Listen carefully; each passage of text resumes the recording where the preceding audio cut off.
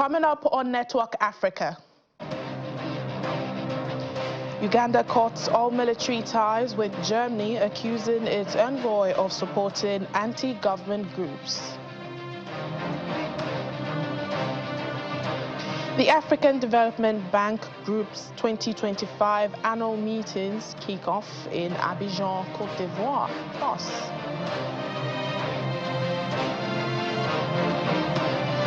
search still underway for missing Nigerian citizen living in South Africa after being taken from east of Johannesburg.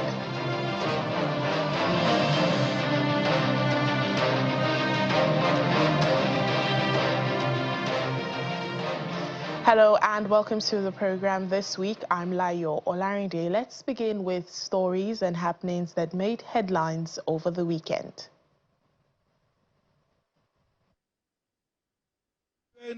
Our country against imperialism. On Sunday, South African opposition leader Julius Malema launched a scathing attack on both President Cyril Ramaphosa and US President Donald Trump during a rally in Koppes. This was after both leaders met last week at the White House, where President Trump showed President Ramaphosa a video featuring Mr. Malema chanting, "Kill the Boer, kill the farmer," along with others. I will never be intimidated by America. I will never be intimidated by Donald Trump.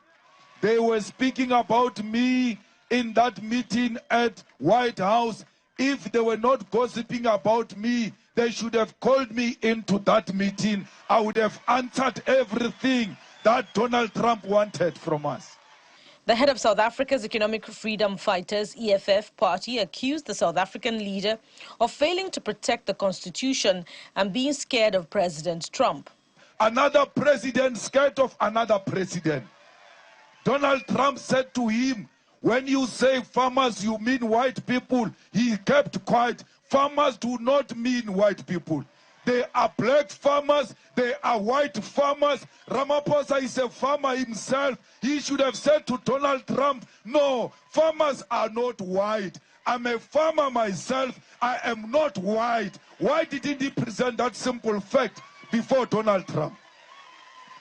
Why didn't he say, there are so many people killed in South Africa, and majority of them are blacks. There is no white genocide in South Africa. We don't have mass graves of white people in South Africa. President Cyril Ramaphosa visited the U.S. from May the 19th till the 21st to talk trade and other issues. President Trump ambushed his guests with video footage and printouts alleging persecution of white farmers and even suggestions of white genocide. Ramaphosa strongly denied it. M23 coordinator Bertrand Bisimwa warned that if no agreement is achieved in negotiations with the government of the Democratic Republic of Congo, the group would act on its own. The peace negotiations between the DRC and M23, in an effort to end the conflict in the country's eastern region, have been ongoing in Doha since the start of May. Bisimwa also addressed the development in Goma initiated by the M23 after the group took the city nearly 4 months ago. He highlighted the progress made to improve the situation challenged by security and economic issues. He says displaced people have been freed and have returned home to their villages. The deadly crisis erupted this January following decades-long conflict in eastern DRC that has left millions dead and many displaced.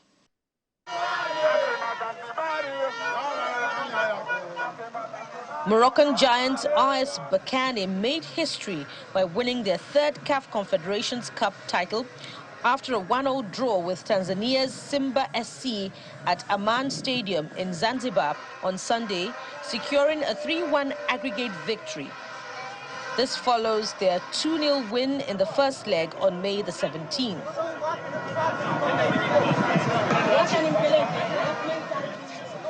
Both Simba and Berkane delivered a thriller for the fans as the action-packed game was only decided in the final minutes when Somalia's Sidibe equalized for the visitors in the 93rd minute after Simba claimed an early lead through Joshua Mutale's goal in the 17th minute. RS Berkane managed to maintain the 1-1 draw to win 3-1 after 2 legs of the final, as they have previously defeated Simba 2-0 on their home ground on May the 17th. So our main stories for today: Uganda has officially suspended all military cooperation with Germany, accusing German Ambassador Matthias Schauer of engaging in subversive activities and supporting anti-government groups. The Uganda People's Defense Forces made the announcement following intelligence reports, marking a sharp escalation in diplomatic tensions between both countries. The UPDF claims Ambassador Shaw was involved with negative and traitorous elements within Uganda, allegations that stem from a private meeting with President Museveni's brother. During that time, Mr. Shaw reportedly criticized the online behavior of General Muhoozi Kainerugaba, who is President Yoweri Museveni's son and the army chief. Well, Germany has long supported Uganda with military logistics and technical assistance. Bilateral trade between both nations reached over $335 million in the year 2023. Analysts say this sudden fallout threatens a decades-long partnership and underscores growing international unease about Uganda's political environment ahead of its 2026 presidential election. In the meantime, UN Human Rights Office is urging Ugandan President Yoweri Museveni to reject a bill that was recently endorsed by Parliament, allowing trials of civilians in military courts. The Uganda People's Defense Forces Amendment Bill 2025 was passed last week and now awaits the presidential signature to become law. This, among others, broadens the jurisdiction of military courts, authorizing them to try a wide range of offenses against civilians. UN spokesperson Ravina Shamdasani says this raises serious problems in relation to equitable, impartial and independent administration of justice. Urge the President of Uganda to reject the regressive bill that has been passed in the Ugandan parliament that allows the trial of civilians in military courts for a wide range of offenses. The trial of civilians in military courts is in principle incompatible with international human rights law. It raises serious problems in relation to equitable, impartial and independent administration of justice. Such trials are only permissible in exceptional cases. Parliament's endorsement of the regressive proposals comes in the lead-up to elections early next year. It also comes alongside a troubling rise in arrests and abductions, harassment and intimidation, as well as torture and other ill treatment of members of the political opposition. The Nigerian community in South Africa is demanding answers over a missing national after allegations of abduction and torture rocked Springs City in Johannesburg. A search is still underway for the missing Nigerian citizen living in South Africa, Mr. Silas Ani. It's alleged that he was taken by television personality Dulani Kumalo alongside Moja Love TV crew members and accompanied by South African police in Springs, east of Johannesburg, during what was reportedly an anti-drug operation. According to reports, Mr. Ani and 2 other Nigerian nationals were taken to a secret location where they were allegedly tortured. While the 2 others were later released, Mr. Ani has not returned ever since. Our correspondent Innocent Semosa reports that the matter was brought before the courts, but the case was dismissed due to a lack of evidence, and this has left the Nigerian community in shock and with one pressing question: where is Silas Ani? Well, joining us now to unpack this further is Mr. Frank Onyekwelu. He's the president of the Nigerian Citizens Association in South Africa. Thank you for joining us on the program. Thank you. Good afternoon. Good afternoon to you. Can you briefly tell us who Mr. Silas Ani is and what you know about the circumstances surrounding his disappearance? Thank you so much, and good afternoon, viewers all over the world.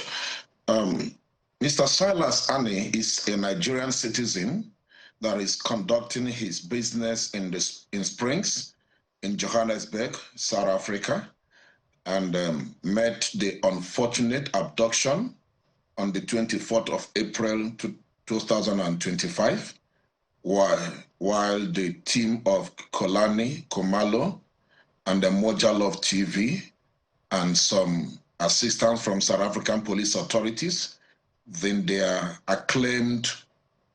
searching for drugs or verifying citizens. And he was taken into custody with 2 other Nigerian citizens. And after a while, or after some torture and some brutalizations, with many other citizens that were brutalized and flogged or lied on the road, the other 2 were released, but Mr. Silas Ani was not released, and up until today, nobody has heard or have seen him after that incident. And that outraged Nigerian community in Springs, and we went to the police seeking for answers and assistance and help to find out the whereabouts of Mr. Silas Ani, who hails from Enugu State in Nigeria. So you just said, you've gone to the police because there's these, since these allegations came to light, these disturbing allegations, what has been the response of your association, and also what has been the response of the police even after you took all of this to them?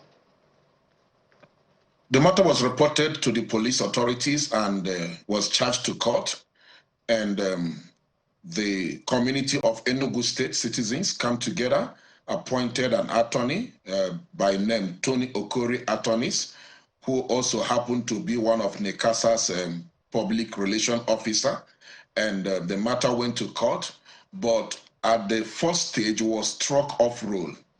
And let me clarify, there is a difference between striking off roll and dismissing the case. It was not dismissed, it was removed from roll for the Nigerian community and the attorneys to present more visual evidence, as Kolani and Moja Love TV were denying that there was no such a thing.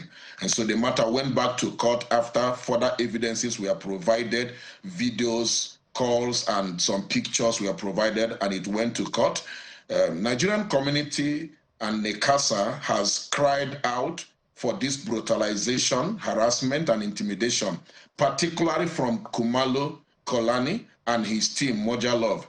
It is of interest that I put on record that Moja Love is an affiliate of DSTV television. They work together and they are one of the channels operating under them, which I know that their operations in Nigeria has no interference or disturbance, but it's amazing how South African police authorities accompanied this television crew in brutalizing and harassing other African nationals, and especially Nigerian citizens in South Africa. We've cried out to the government, we've cried out to our missions and our consulate officials, which all of them, they are intervening in the matter, trying to find answers. At this moment, it is still a civil case where we are demanding for whereabouts of Mr. Silas Ani, what happened to him. If he's dead, let's see the body. If he's arrested, let us have access to where he is. But up to date, there is no concrete evidence or clarification on his whereabouts. We are suspecting that he succumbed to death during the torture and the brutalization by this Moja Love and Kumalo Kolani team. Well, we hope that that's not the case, and I'm glad you said you've reached out to the consulate, the embassy, and also the Nigerian missions, and we do hope he's found hale and hearty or alive and well. But we have to thank you, Mr. Frank Oyekwelu, President of the Nigerian Citizens Association, South Africa. Thank you for joining us.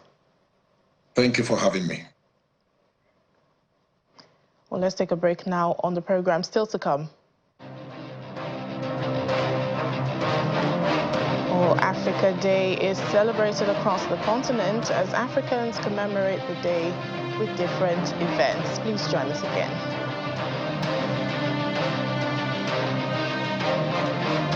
Welcome back to the program. The African Development Bank Group's 2025 annual meetings have kicked off today in Abidjan, Côte d'Ivoire. The theme of the meetings is making Africa's capital work better for Africa's development. The bank this week will be electing a new president. Candidates from South Africa, Senegal, Zambia, Chad and Mauritania are pushing to replace outgoing President Akinwumi Adesina, who will be stepping down in September after serving the maximum 2 5-year terms. The winner must secure 50.01% of the votes from the 54 African member states of the bank. Our business editor, Ini John Mekwa, is in Abidjan to bring us all the details. The final week in the month of May 2025 is a memorable one for the African Development Bank Group. It's a week that they're having their annual meetings for this year. So for this week, it's going to be a very busy one with delegates of over 6,000 comprising heads of state, representatives from the private sectors, the NGOs, and everyone, in fact, will gather, everyone of importance, that is, will gather in Abidjan to make some decisions. So the conversation will be around the theme for this year, which is making Africa's capital work better for Africa's development. But the climax of the meeting for this week is that the group is going to elect a new president as the tenure of Dr. Akinwumi Adesina comes to an end. And I'm here for Channels Television to give you the details of all of the meetings.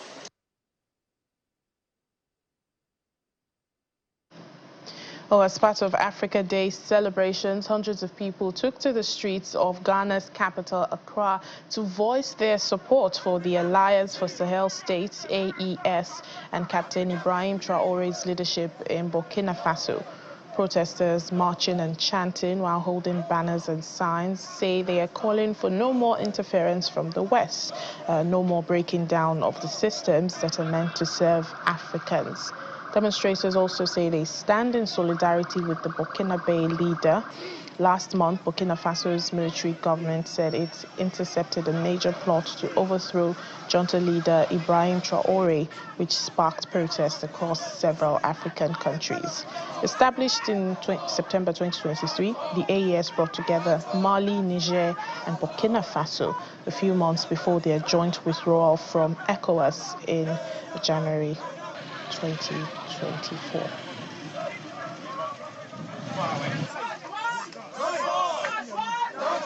Today, on African Liberation Day, in the spirit of Pan-Africanism, we are standing with the people of Burkina Faso, led by Captain Ibrahim Traore.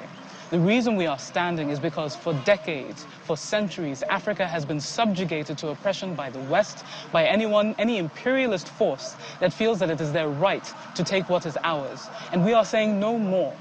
We are standing with Traore, who has stood and consistently shown that it is possible, like his predecessor Sankara, to stand and show what it means to be an upright person and show what it means to claim an Africa for Africans. He is the one we've been waiting for. We didn't even know. I mean, I knew I was waiting, but he's a messiah. He came from nowhere. And we are awake. We're ready to follow him. Listen, we will do anything to support Ibrahim Traore and any other African leader who works for Africa. We're here today to show him that if we need to go to Burkina Faso to join the army, we are ready. If he's not standing and fighting against the policies of the Western imperialists, the exploitation of the Western imperialists, they will not be fighting against him. You understand? Look at Nigeria. Are they fighting against Tinubu? They cannot fight against Tinubu. Look at Ramaphosa recently going to USA to kiss the ass of Donald Trump, you know, being a boy to him. So the difference between these people and Ibrahim Traore is that he has understood, is aware, is conscious of the exploitation of his people. He's conscious of the exploitation of, you know, the Burkina babes. And this is why he is fighting to send out every, you know, trace of neo-colonialism in Burkina Faso. And this is why we are standing in solidarity with him, because if we are not with him, he will just turn to another Thomas Sankara. Historically, we've seen several instances where leaders who stand up to fight for the interests of their people are either overthrown or assassinated by the West. And in the words of the famous Bob Marley, who says, how long shall we sit and watch as they kill our prophets? We're saying that's not going to happen any longer. So when we recognized or acknowledged the hard opposition against Traoré, particularly by the West, we, the people of Africa, the youth of Africa, decided to stand in solidarity with the people of Burkina Faso and their leader Traoré, and send a strong message out there to the West and saying he's not alone. The people of Burkina Faso are not alone in their struggle. And this indeed is a struggle for all of Africa. Joining us now is Channels TV's Sahel correspondent Mo Sani Aliyu for more on Africa Day. Hello Mo, happy Africa Day to you. Hello, thank you for having me. Well, how did the celebrations turn out in the region where you are? Well, apart from the protests, the march that you just showed, politicians also spoke. Top politicians here in Accra, Ghana's capital, spoke about this particular day, which is the 62nd anniversary of the founding of the African Union. Ghana's President John Dramani Mahama, gave a speech, a very lengthy one, explaining why Africans need to be compensated through reparations, which is actually the theme of this year's event. That is the Africa Day 2025. So school children also turned out in were kitted with attires, very colorful attires from different African countries. I could see many of them wearing Nigerian, South African, and even Arab attires from North Africa. So it was a very lively day across the capital, a bit low-key in some parts, but Ghanaians generally spoke positively about what some of them called the African Renaissance, getting out of the doldrums, getting Africans to become aware of where they are coming from and where they're going. Well, you know, the African Union marked Africa Day with a call for justice, unity, and forward momentum. What is the significance of this, for Africans? Well, for the last 300 years, Africans, have been under one form of suppression or the other. First, it was slavery, then colonialism. And right now, we're looking at issues of neo-colonialism across the continent. One of the speakers in the video you just showed spoke about the Burkinabe leader, Captain Ibrahim Traoré, the efforts the man is making, and his stance against Western powers has virtually given a lot of Africans, especially the young people across the continent, hope that there is light at the end of the tunnel. Africans across the continent complain that their leaders are in cahoots with the West or some other powers across the world. And Africa has yet to find its feet, so to speak. Issues like this, or days like this, are platforms that give Africans hope that really there is hope at the end of or light at the end of the tunnel. All right, then. Thank you so much, Channels TV's Sahel correspondent Mo Sani Aliyu. Thank you. For more on Africa Day 2025, Nigeria's Ministry of Foreign Affairs joined the African Union member states and the entire continent in celebrating the 62nd anniversary of the founding of the Organization of African Unity, OAU. That's now the African Union. According to a statement released, the theme for the year, Justice for Africans and People of African Descent Through Reparations, resonates deeply with Nigeria's commitment to fostering continental political unity, sustainable development, and collective prosperity.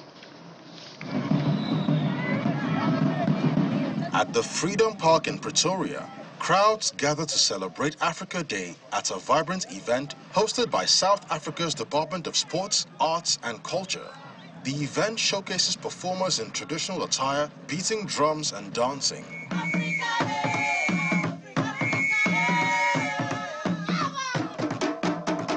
As dignitaries including Brazilian ambassador to South Africa, Benedicto Fonseca, joined the festivities. I take part in this celebration with joy and respect, recognizing the historical, cultural, and human ties that unite us with the African continent. Brazil has deep African roots. We are considered the second country in the world with the largest black population after Nigeria. It is estimated that more than half of Brazil's population has African ancestry, which makes African heritage an essential part of Brazil's national identity. Africa is a priority for Brazilian foreign policy under President Lula's administration. You know, just to be cliché, the drum that you heard today, it is one thing, it is one gift that only Africa can give the world. We drum today to silence the guns. It is the art of the drum, it is the message that the drum gives, and Africa has given them today the drums so that the guns can be silenced. What Mr. Trump has done sanctioning some of these African countries, I feel like it's high time our African presidents also just decide to take a stand and all of them should turn their backs on him. Because I feel like if that was to happen, then Trump would actually feel the wrath of Africa. The fact that if we were to get together, none of us actually need him. He needs us more than we need him.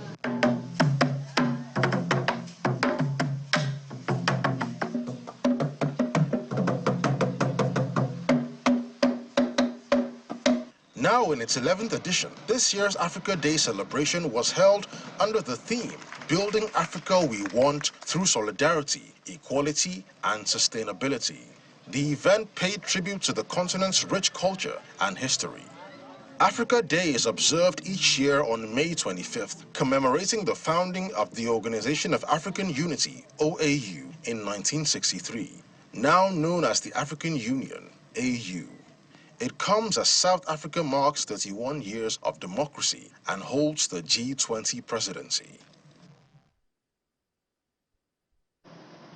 And that's it on the program today. Thank you for watching. I'm Layo Olarinde.